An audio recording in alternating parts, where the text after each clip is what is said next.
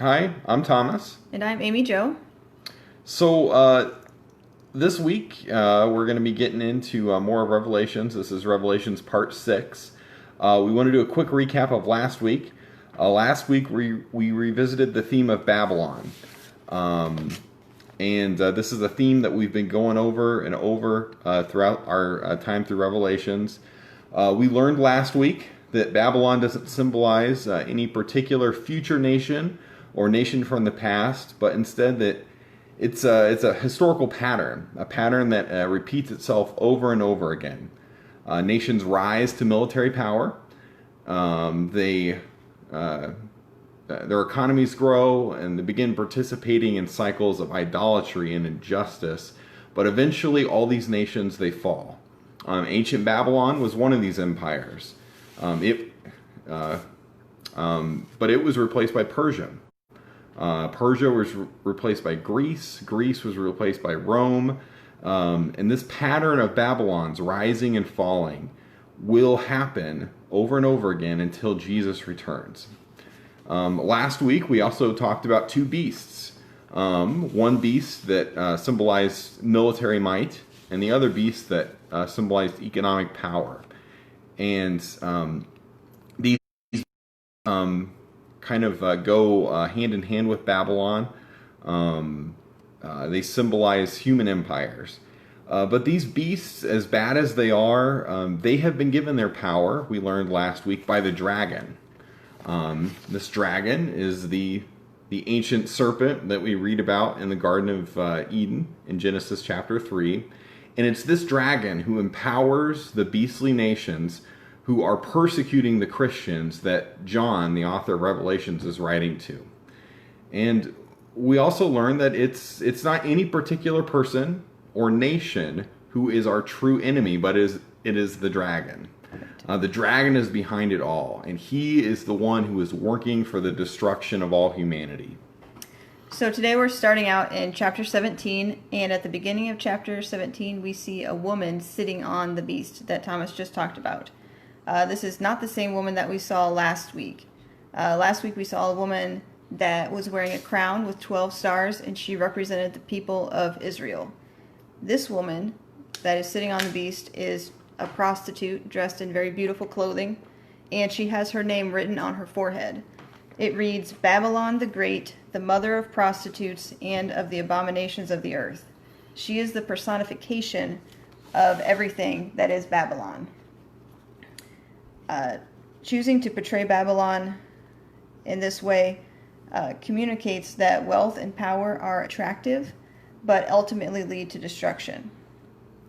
This image also sets up Babylon as an opposite to God's people. In chapter 12, the woman represented God's people, the Israelites, and today in chapter 17, the woman represents Babylon. And by the way, in verse 6, it says, I saw that the woman was drunk with the blood of God's holy people, the blood of those who bore testimony to Jesus. Babylon brings suffering not only upon itself, but also upon God's people. So then we go on to chapter 18, and an angel declares the fall of Babylon. It reads, Fallen. Fallen is Babylon the Great. She has become a dwelling for demons and a haunt for every impure spirit, a haunt for every unclean bird, a haunt for every unclean and detestable animal. For all the nations have drunk the maddening wine of her adulteries. The kings of the earth committed adultery with her, and the merchants of the earth grew rich from her excessive luxuries.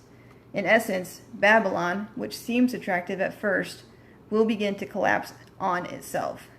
And then another voice from heaven calls out.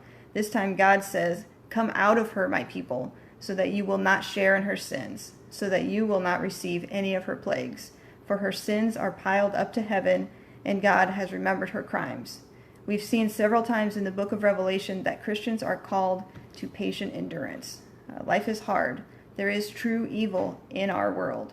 But we are not called to seek revenge on our enemies. We are to set ourselves apart from the sin in our world while also following the Lamb's example to love others, even our enemies, and serve sacrificially. In the end, God will avenge, evil will be punished, and faithfulness will be rewarded in the day of the Lord. So the day of the Lord, it's a recurring theme. We've heard about it over and over and over again in the Revelations. It's a big theme. It's the promised future day of God's justice. It's the day when evil will finally be dealt with, and it's been depicted so far as a day of fire. It's been depicted as a great earthquake, and also as a day of harvest. But now, here in chapter 19, the day of the Lord is depicted as a great battle. And this battle is told twice, essentially. Once in chapter 19, and then once again in chapter 20. Now, in the first telling of this great battle, we see Jesus, and he shows up riding on a white horse, and he is ready to conquer evil once and for all. But the details are important here. So when Jesus shows up on this white horse, Jesus is covered in blood, but he's covered in blood before the battle ever begins. He's covered in blood before the battle begins because it's his own blood. And, remember, slain lamb. Get the slain lamb. And the only weapon Jesus has is the sword of his mouth. So John's vision here is telling us that Armageddon isn't maybe the battle that many of us think it will be. The slain lamb, Jesus, the one who died for his enemies, he's the one who's going to be the judge in this battle. And he is going to come to bring, to hold those accountable from the ways that they have participated in the destruction of this world.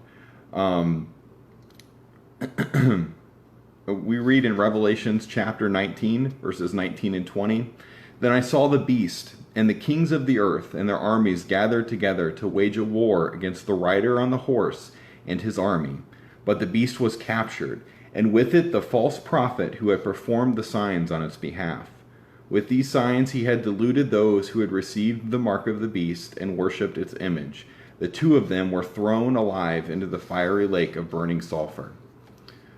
The judge speaks, and the hellfire which the beast and all who follow him have brought forth on the earth, these terrible things now become the justly deserved sentence for them. And in chapter 20, it starts off with a description of martyrs who have died for their beliefs being raised to life and reigning with Christ on earth for 1,000 years while Satan is bound with a chain. Then we see the final description of the final battle, in which Satan himself is thrown into the fiery pit and meets the same end as Babylon and the beast and the false prophet. Now, there is a lot of debate about this sequence, especially this 1,000 years. Some would interpret it pretty literally, that there is a battle, and then this 1,000-year literal years of Christ reigning on earth with the martyrs who were raised, and then another battle, which is the final battle. Others would interpret the 1,000 years as a symbol of present victory over spiritual evil. In this case, the two battles are probably just two views on the same war. When Jesus died on the cross, he did win the ultimate victory over sin and death when he died on the cross and rose again. But the war isn't quite over yet. Jesus' victory and God's kingdom have not yet fully been established on earth, but that time will come. Either way, the important thing is that God will bring evil to a decisive and eternal end. The last part of chapter 20 is a depiction of Judgment Day. All people on earth are raised to life to be judged. And the Lamb's book of life is opened. This book contains the name of everyone who has chosen to follow the Lamb. Anyone whose name is not in this book is thrown into the fire. This is called the second death. The death of our physical bodies is only temporary. All will be raised to life again on Judgment Day, but some will be raised to eternal life, and others will be sent to eternal death. All right, so in conclusion, this cosmic battle between the dragon and the lamb, this has been going on since the Garden of Eden. But the promise is that Jesus will return as the true king, and he will set evil right. He will remove evil from his good creation, and he will heal the evil and the pain and the hurt of human history. I can't really go on without giving probably one of my favorite C.S. Lewis quotes. It's from a little book called The Great Divorce, and it kind of covers a lot of what we're talking about here, the choice between following the dragon or following the lamb. C.S. Lewis says, "There are only two kinds of people in the end. Those who say to God, 'Thy will be done,' and those to whom God says, 'In the end, Thy will be done.' All that are in hell choose it. Without that self-choice, there could be no hell. No soul that seriously and constantly desires joy will ever miss it. Those who seek find.